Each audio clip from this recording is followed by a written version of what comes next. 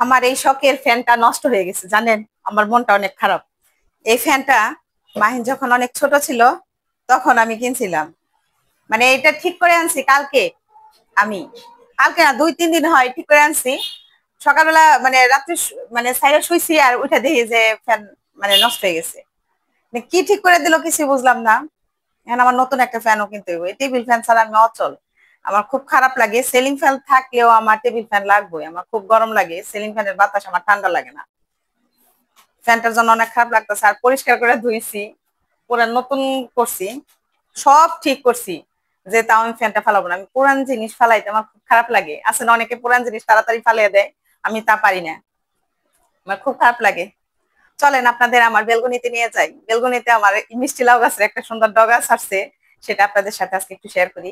ওই গাছের ডগাটা দেখে আজকে অনেক ভালো লাগতেছে, অবশ্য ফ্যানটার জন্য খারাপ লাগতেছে। অনেকে বলতে পারে জড় বস্তুর জন্য এত মায়া। আরে একটা নতুন হোক আর পুরান হোক, নিজের সংসারে যখন একটা জিনিস আসে তখন ওইটার জন্য এমনিতে মানুষের মতো মায়া লাগে। আর এই ফ্যানের জন্য আমার অনেক খারাপ লাগতেছে আজকে। তো চলেন আপনাদের বেলকনিতে নিয়ে যাই। দেখেন আমার মিষ্টি লাউ গাছে কি সুন্দর আরেকটা ডগা ছাড়ছে। এটা আবার বেলকনিতে আসছে, অন্যরকম না? আর সন্ধ্যা ফুল গাছ, পুঁই শাকে আবার নতুন করে ডাল ছাড়ছে। আর দেখেন কত পেঁপে গাছ, এগুলো আপার বাসায় পাঠাবো। আপার আবার পেঁপে গাছ হয় না, তেমন বেশি পেঁপে গাছ হয় না। আর বাইরে তো আপনার যে কদম ফুল গাছে যে আমার মিষ্টি লাউ গাছে ডগা গেছে, ওইটা তো দেখাই পারি না এখন। আমি এমন একটা অবস্থা, আমি এখন কেমনে জানি। তো পুঁই শাকের ডগাগুলো আবার বড় বড় হইতেছে।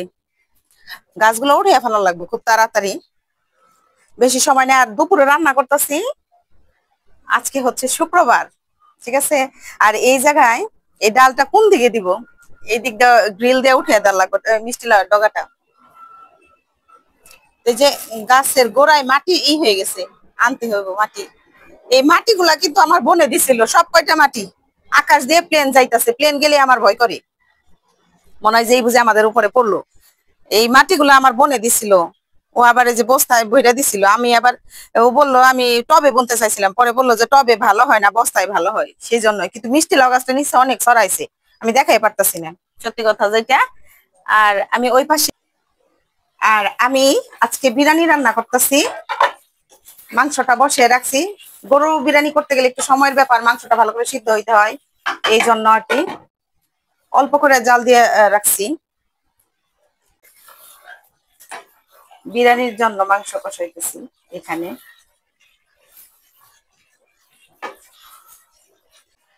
আর এখন নিচে যাই আপনাদের মিষ্টি লাউ গাছটা দেখাবো, যে ওই কতটুকু গেছে ওটা আমি নিজেও জানি না, আজকে আপনাদের সাথে শেয়ার করবো। চলেন।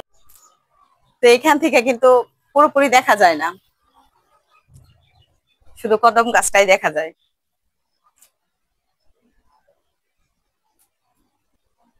আর তাই আপনাদের এখন নিচে নিয়ে যাব, নিচে নিয়ে আপনাদের গাছগুলা দেখাবো আর কি। তো নিচে যাইতেছি এখন, দেখি নিচে যায় গাছটার কি অবস্থা। যেটা চাবি তো আনি নেই আজকে, এই হচ্ছে সমস্যা। এই যে দেখেন আমি এখন নিচে নামছি, এই যে মিষ্টি লাউ গাছ এর ডগা এই পর্যন্ত এসে পৌঁছাইছে। 2 তলায় থেকে এই জায়গায় এসে পড়ছে। আর ওই পাশে ডাইল গেছে, বোঝা যায় না। এগুলা পারমু কিভাবে? টান দিয়া সিরা পারতে হইব, তাছাড়া আর উপায় নাই। এই যে দেখেন মিষ্টি লাউ গাছের ডগা কত নিচে নেমে গেছে, এটা কিন্তু একদম নিচতলায় এসে পৌঁছাইছে। আর এই যে পাতাগুলো বেশ বড় বড় হয়েছে। কদম গাছের ডাল আর হচ্ছে মিষ্টি লাউ গাছের পাতা একই রকম লাগতেছে। তো এখান থেকে দেখা যায় না পুরোপুরি। ওই যে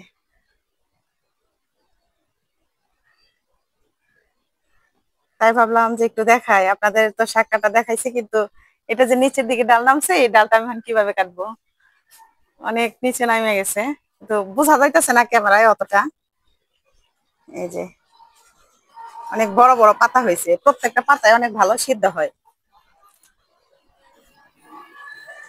মিষ্টি লাউ গাছ তো আপনাদের দেখাইলাম, আর এখন আমি বাসায় চলে যাচ্ছি। আজকের ব্লগ এই পর্যন্তই, দেখা হবে নেক্সট কোনো ভিডিওতে। ততক্ষণ মিলি ব্লগসের পেজের সাথেই থাকুন। আল্লাহ হাফিজ, আসসালামু আলাইকুম।